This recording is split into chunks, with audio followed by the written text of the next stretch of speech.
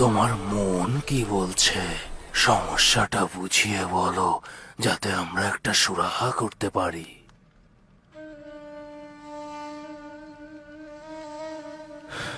পীর বাবা, উনি যত তাড়াতাড়ি সম্ভব ওই রাজপ্রাসাদ ছেড়ে আসতে চান। বাকি জীবনটা আল্লাহর নাম নিয়ে কাটিয়ে দিতে চান।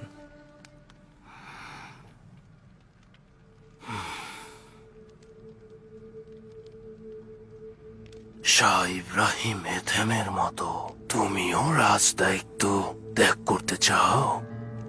তা ভালো কথা, কিন্তু এই সময়ে ছেড়ে আসলে তোমার উপর যারা নির্ভরশীল তাদের কি হবে? তুমি তোমার দায়িত্ব পালন করবে। কিন্তু এই মুসলিম জাতির কি ভবিষ্যৎ পীর সাহেব?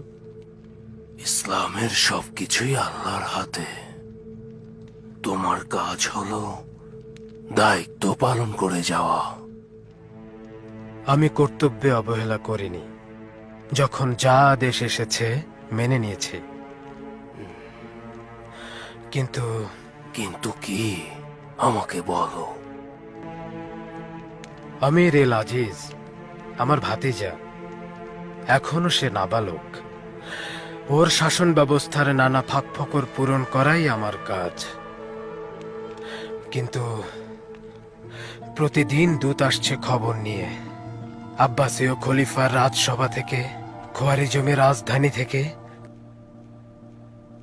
কায়রো, বাগদাদ, লড়াই করতে পারে এমন সমস্ত নেতাদের একে একে খুন করা হচ্ছে।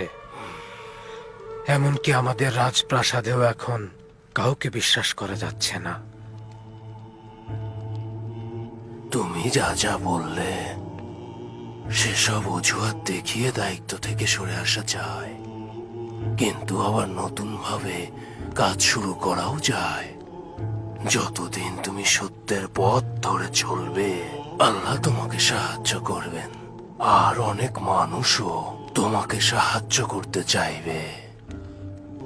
পীর সাহেব, আমাকে একটু মনের জোর দিন।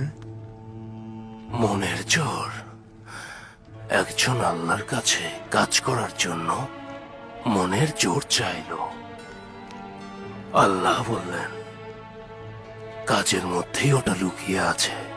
মনে রেখো, যে মুসলমান সত্যের জন্য লড়াই করে, আল্লাহ তাকে সাহায্য করেন।